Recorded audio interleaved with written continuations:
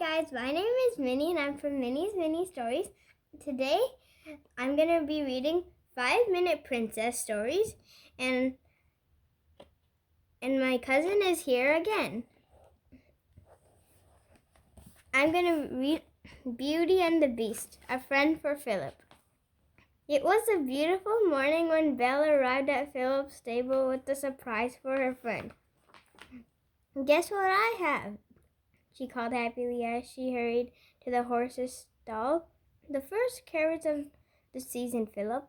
I picked them just for you. Philip was not happy as Belle had hoped. He sniffed at the bunch of carrots, but when Belle offered him one, the horse pushed her hand away. Is something wrong? Belle asked, alarmed. Philip was always hungry. Philip hung his head and sighed. Belle decided that she had to cheer up her friend. But how? If only you could talk, Belle said. You could tell me exactly what to do. Later that morning, Belle hurried to the castle library. She gathered all the books about horses she could find and began to read. Sacre bleu, cried Lumiere when Cogsworth and Chip saw all the books. What are you doing, Princess? I want to cheer up Philip, Belle explained. I hoped these books would help me figure out what's wrong, but I'm not having much luck. You should brighten his stall, Lumiere suggested. It's important to have the right atmosphere, you know. I believe that music is the key to happiness, Cogsworth said. It always made me smile when I was enchanted when I was an enchanted clock. Or how about a bubble bath? Chip chimed in. That used to cheer me up. Belle decided to give each idea a try. First, she and Lumiere decorated Philip's stall. They covered the walls with wallpaper and sprinkled flower petals on the floor. They peeled pillows in the corners, hung curtains on the windows, and strung up beaded garlands for a final touch. For a final touch, they hung a chandelier from the ceiling. Voila! Lumiere exclaimed. What more could a horse ask for? Philip started sadly out the window. I wish I knew, said Belle. Next, Cogsworth brought an orchestra to the stable. Belle, Lumiere, and Chip listened politely as Cogsworth led the musicians through a very long concert. Philip didn't seem to enjoy the music, though. Finally, Belle saw to it that Philip was treated to a bubble bath fit for a king. If this doesn't make him smile, Belle told Chip, I don't know what will.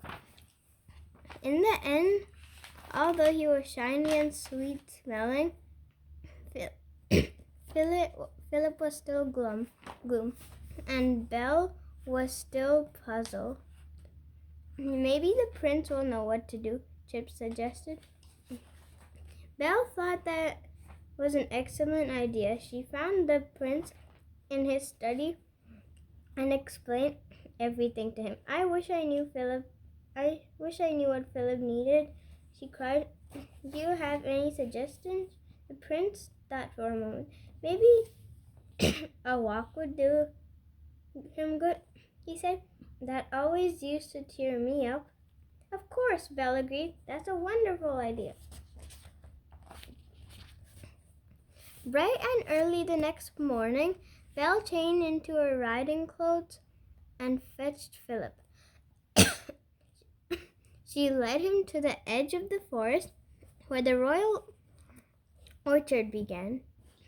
The sight of all the delicious fruit gave Belle an idea. "Would you like an apple?" the princess asked. "Go ahead and choose one." Philip wandered from the tree to tree, eyeing each apple and even sniffing some. But he looked sad, and his steps were slow and heavy. It was clear his heart wasn't in it. They continued until they reached a meadow. All of a sudden, Philip's ears pricked up and his head snapped to attention. Then he charged off like a racehorse. "Whoa, boy!" Belle cried, nearly falling out of the saddle. "Where are you going?" But Philip galloped on straight into the forest. At last they emerged into a clearing filled with wild horses. Philip whinnied, and several of the horses answered him. Finally, Belle realized what Philip had wanted. Not a fancy stall or a fine music bubble bath. He wanted to be with other horses. Philip trotted eagerly over to the herd. "Well, go on," Belle said as she swung out of the saddle. "Go have some fun." Soon Philip was playing with one of the horses. The two horses chased each other around in a clearing and found a patch of delicious grass. All too quickly, the day was over and the sun began to set. "Oh goodness, we've got to get going. "I promise we'll come back soon," Belle told Philip. As they started toward the castle, Belle heard the sound of hooves behind them. "Well, look at that, Philip," she exclaimed. "It's your new friend." The horse who had played with Philip all afternoon was following them home. But by the time they reached the castle, the two horses were walking side by side. "Welcome to our castle," Belle told the new horse when they arrived. "We're honored to have you as our guest." To show the horse she meant it, Belle fixed up the stall next to Philip. "There," she said when she was through, "now this looks like a stable where a horse or two could live happily ever after." And that is exactly what they did. And guys, that's the end of the chapter. Now my cousin is going to read.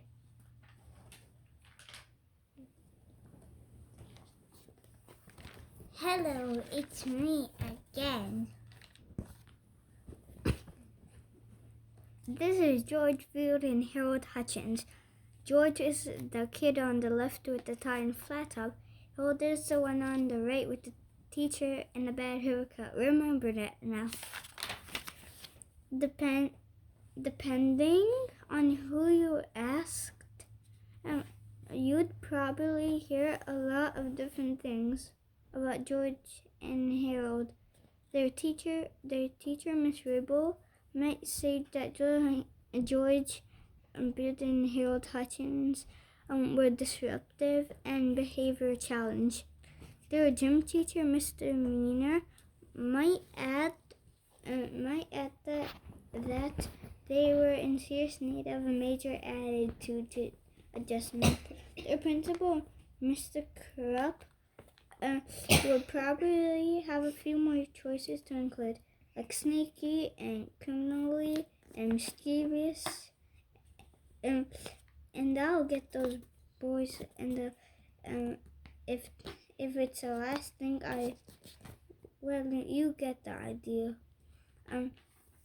But if you asked their parents, they they'd probably tell you that George and Harold were smart, sweet, and very good-hearted.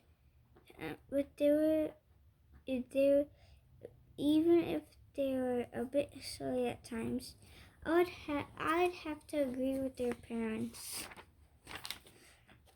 But even so, their smiles did get them in lots of trouble.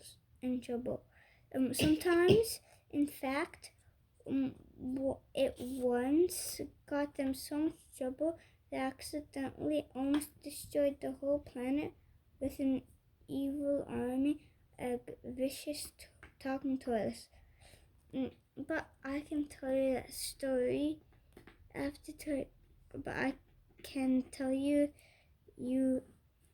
But before I can tell you that story, I have to tell you this story.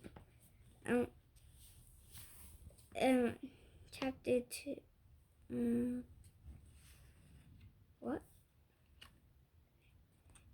Chapter 2. This story. One fine morning at Jerome Horrocks Elementary School, George and Harold had just gotten out of their 4th grade remedial gym class when they saw a big sign in the hallway. It was an announcement for the 2nd annual invention convention. George and Harold had fond memories of last year's invention convention, but this year's invention convention was a bit different. The first prize winner got to be principal for the day. Wow, said George. Whoever gets to be a principal gets to make up all the rules for the whole day. And everybody in school has to follow those rules. We have got to win first prize in this year, Harold exclaimed Harold. Just then, George and Harold's principal, Mr. Krupp, showed up. Aha! He shouted.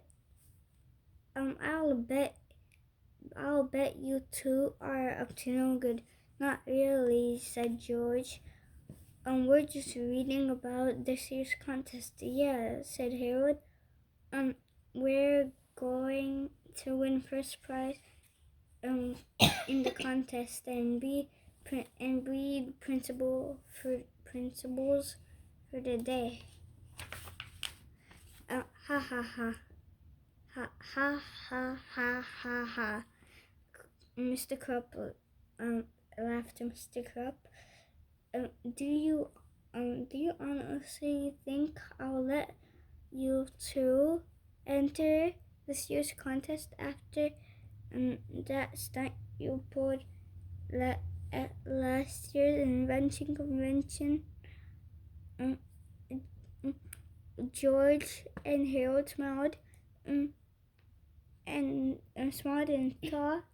thought back to the first annual invention convention. I'm done now. So guys, that's the end of my video. Please like this video and subscribe down below.